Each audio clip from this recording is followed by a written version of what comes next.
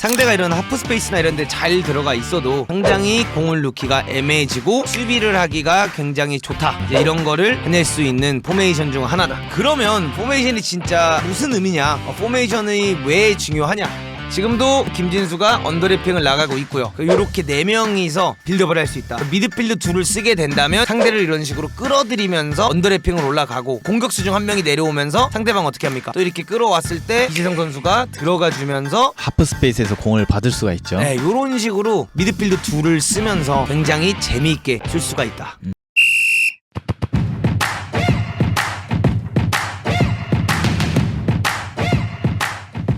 이 포메이션이 있어서 사실 저도 항상 이런 생각을 했는데, 축구에 있어서 포메이션은 의미가 없다. 어떻게 생각하세요? 포메이션만큼 중요한 게 어디 있나요? 그러니까 축구에? 포메이션은 숫자에 불과하다라는 거죠. 뭐 433, 352, 442 뭐 다 해봤자 어차피 선수들은 그 자리를 이탈하면서 뛰게 되어 있고 의미가 없다. 그러면 포메이션이 진짜 무슨 의미냐, 포메이션이 왜 중요하냐. 근데 거기에 있어서는 포메이션을 알아야 되는 이유 중 하나는, 어쨌든 축구에 있어서 포메이션은 특정 팀이나 감독이 플레이하는 방식에 대한 아이디어를 구축하기 위한 시작점이라는 거지. 전술을 짤 때 어쨌든 4백이냐 뭐 3백을 쓸 거냐 이거에 따라 선수 라인업이 달라지고, 그거를 시작하기 위한 프레임이지 중요하진 않다, 이렇게 볼 수 있다는 거죠. 축구에서 4백으로 할 수 있는 포메이션에 대한 장점과 약점에 대해서 한번 알려드리는 시간을 가져보도록 하겠습니다. 그리고 영상을 이제 시청하시면서 어떤 게 본인의 조기 축구팀에 맞는지, 혹은 본인이 뛰고 있는 팀에 맞는지 생각하시고 어떻게 효과적으로 쓰면 좋을지 결론은 여러분들이 스스로 내리시면 됩니다. 442 포메이션에 대해서 먼저 한번 여러분들이랑 얘기를 해보도록 하겠습니다. 그럼 442에서 한번 강점 한번 읽어봐 주시죠, 김코치님. 일단 442 포메이션에 2명의 센터 포워드가 있다는 것은 2명의 상대 센터백이 포백을 상대할 때 지속적으로 점유된다는 것을 의미합니다. 그리고 442는 공의 앞과 뒤에 선수의 균형이 잘 잡혀 역습을 시작할 수 있는 강력한 기반을 제공하고 있는 포메이션입니다. 그래서 이런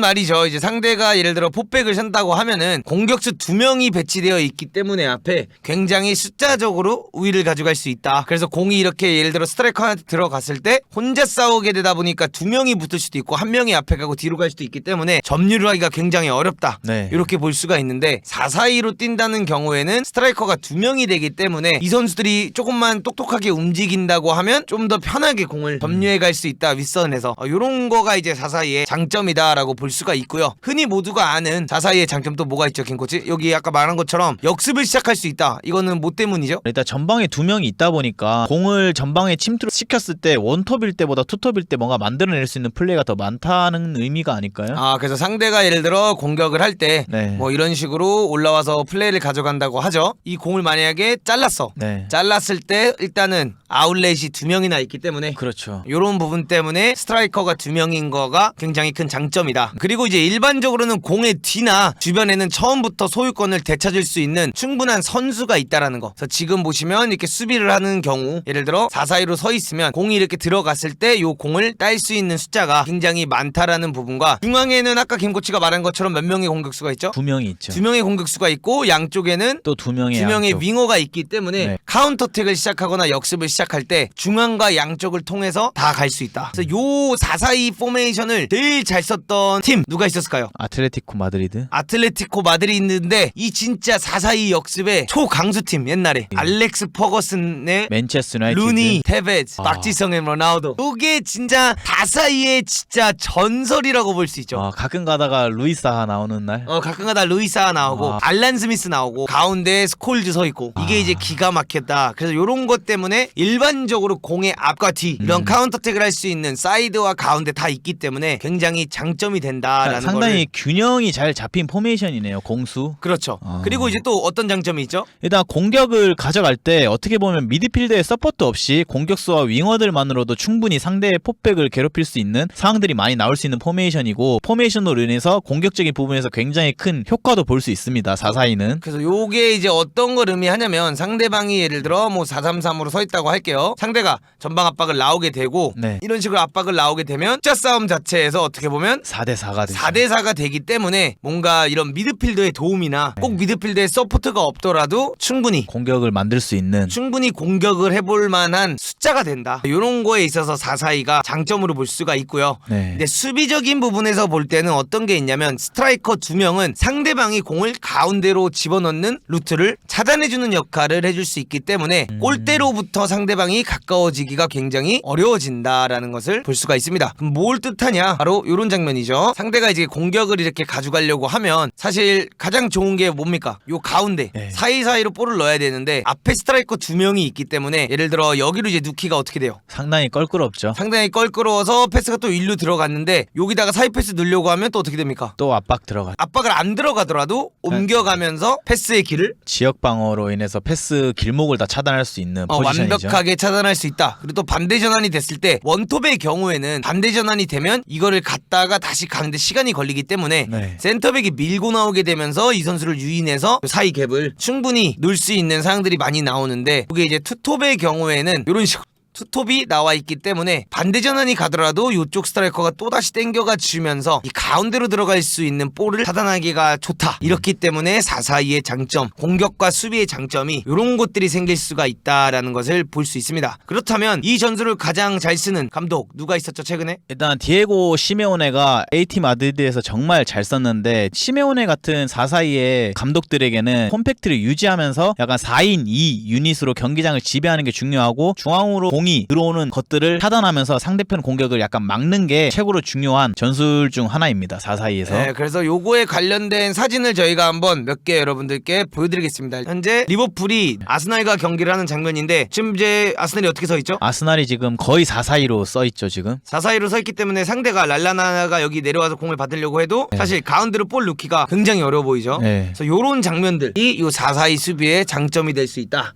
이렇게 볼 수가 있는 거죠. 요게 이제 흔히 아까 방금 막 김코치가 말했던 AT 마드리드의 시메오네 전술, 중앙으로 공이 잘 못 들어오게 막을 수 있는 442 포메이션 형태입니다. 중앙으로 지금 공을 넣기가 상당히 어려워요. 굉장히 어렵기 때문에 측면은 내주더라도 가운데로는 뚫을 수가 없다. 네. 결국 골대는 가운데 있기 때문에 가운데로부터 최대한 보호를 할 수 있고 멀리 보낼 수 있는 포메이션이다. 이렇게 또 볼 수가 있는 거죠. 그리고 또 다른 수비 장면 또 하나 보여드릴게요. 상대는 맨시티고요. 이런 식으로 4-4-2로 서서 지금 보면은 여기서 지금 스트라이커가 이렇게 움직이면서 이 선수가 가운데로 넣기보다는 어떻게 됩니까? 사이드 쪽으로 공을 빼고 있죠. 사이드 쪽으로 공을 빼면서 가운데로 투입하기가 굉장히 어렵게끔 만들 수 있다. 그래서 공격수 2명을 앞에 두면서 가져갈 수 있는 장점은 이런 부분이다. 이렇게 볼 수가 있죠. 상대가 이런 하프 스페이스나 이런 데 잘 들어가 있어도 상당히 공을 넣기가 애매해지고 수비를 하기가 굉장히 좋다. 네. 이제 이런 거를 해낼 수 있는 포메이션 중 하나다. 그러면 이번에는 김코치님 단점에 대해서 한번 읽어봐 주시죠. 일단 4-4-2의 약점은 기본 구조가 패스 게임에 가장 도움이 되지 않아요. 이게 포메이션이. 그렇기 때문에 이 플레이어들의 많은 노력과 움직임, 즉 이 활동량이 필요하고 그 다음에 중앙 미드필드 2명이 정말 많이 뛰어야 됩니다. 왜 중앙 미드필더 2명이 많이 뛰어야 되죠? 일단 요즘에 제일 트렌드인 포메이션이 거의 미드필드 3명을 기용하는 게 요즘 트렌드인데 3명이 아닌 2명이 지금 기용이 되기 때문에 그만큼 활동 범위가 넓어야 커버를 할 수 있는 공간이 넓어지기 때문에 네. 이 2명의 미드필더들이 정말 많은 혹사를 당해야 되는 포메이션이죠. 그 다음에 이제 경직된 4-4-2의 구조는 만약에 경직되게 그냥 이렇게 4-4-2로 서서 공격을 한다라고 치자. 이렇게 공격을 하게 된다면 이 선수들이 많은 움직임을 가져가지 않으면 네. 패스레인이 결국 요 패스레인밖에 생길 게 없다는 거지. 네, 단조로워지는. 이렇기 때문에 공을 투입하기가 굉장히 어렵다는 거야. 그렇기 때문에 이 포메이션을 쓰려면 결국 선수들의 움직임이 네. 많이 필요하고 선수들의 움직임과 뭔가 조화 이런 것들이 많이 필요하다. 그렇기 때문에 굉장히 공격이 단조로워질 수도 있다. 그러면은 이제 수비할 때 단점이 있잖아요. 네. 어떤 단점이 있죠? 일단 수비할 때 4인 2 라인, 이 평평한 라인은 반대로 사이드에서 수적 우위를 당할 가능성이 매우 높아집니다. 그리고 상대방 3명의 미드필더고 풀백들을 전진시켰을 때 그 쉽게 사이드에서 수적 과부하에 직면을 하게 되고 이로써 상대방이 쉽게 사이드를 통해서 크로스 혹은 안으로 들고 가는 플레이를 얼마든지 만들 수 있는 포메이션입니다. 이렇게 4-4-2로 가운데를 막으니까 네. 그만큼 사이드가 뚫린다. 아까 사진에서 봤다시피 그 시메오네의 전술처럼 중앙이 너무 밀집돼 있다 보니까 사이드가 뭔가 좀 약하다 수비하기가 그런 단점이 있습니다. 그래서 이런 이런 부분들 때문에 두 명의 미드필더의 체력이 굉장히 중요하다라는 거죠. 네. 왜냐면 4-4-2로 서 있고 그런 공간에 공이 들어갔을 때 그 미드필더들이 빨리 당겨줘야 되고 체력적으로 굉장히 많은 에너지를 써야 되기 때문에 정말 그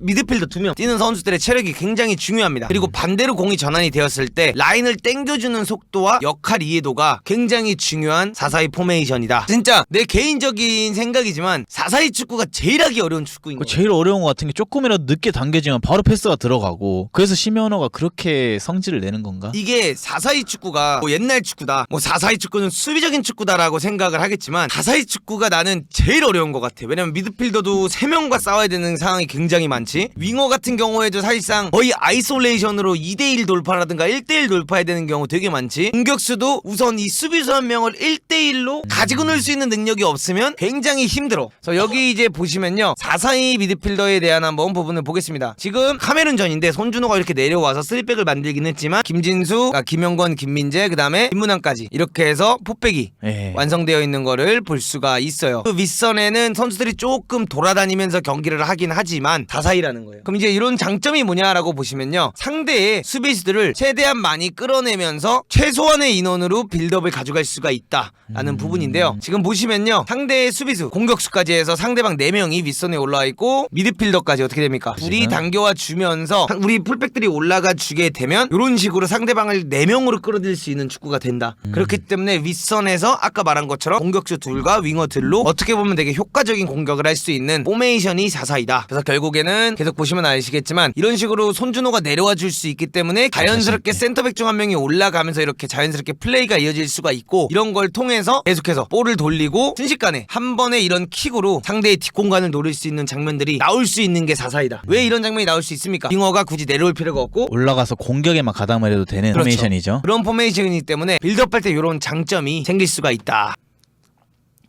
지금도 김진수가 언더래핑을 나가고 있고요. 아래는 이제 손준호, 김민재, 그 다음에 황인범, 그 다음에 김영권. 그렇지. 네, 이렇게 4명의 선수만으로 빌드업 작업을 진행하고 있고, 김문환 선수도 지금 화면에 안 잡히는 거 보면 높은 위치에 아마 올라가 있을 거예요. 네. 미드필드 둘을 쓰게 된다면 자연스럽게 이렇게 3백 느낌도 나지도 하지만 반대로 미드필드 둘을 사용하면서 상대를 이런 식으로 끌어들이면서 언더래핑을 올라가고, 공격수 중 한 명이 내려오면서 상대방 어떻게 합니까? 끌어올 수가 있죠. 한 명을 또. 끌어오고, 또 이렇게 끌어왔을 때 반대로 이재성 선수가 들어가 주면서 하프 스페이스에서 공을 받을 수가 있죠. 네, 요런 식으로 미드필드 둘을 쓰면서 굉장히 재미있게 쓸 수가 있다. 지금 보시면 알겠지만 계속 공을 넷이서 돌리는 장면을 볼 수가 있죠. 자연스럽게 손준호가 이렇게 끼게 된다고 하면은 또다시 김영권이 네. 벌려주고요. 이게 가져오는 장점이 뭐냐면, 김진수 어디 있습니까? 높은 위치에 지금 가 있죠. 굉장히 높은 위치에 있고, 황희찬, 그다음에 여기 이제 손흥민이 원래 있고요. 이재성까지 여기 있으면서 많은 선수들이 높은 위치에 서서 내려올 필요가 없으니까 체력을 어떻게 합니까? 아낄 수가 있죠. 그렇죠. 요런 장면에서 받으러 오는 척을 해줬다가 바로 뒷공간 침투를 할 수 있는 요런 에너지들이 쓰일 수 있다. 충분히.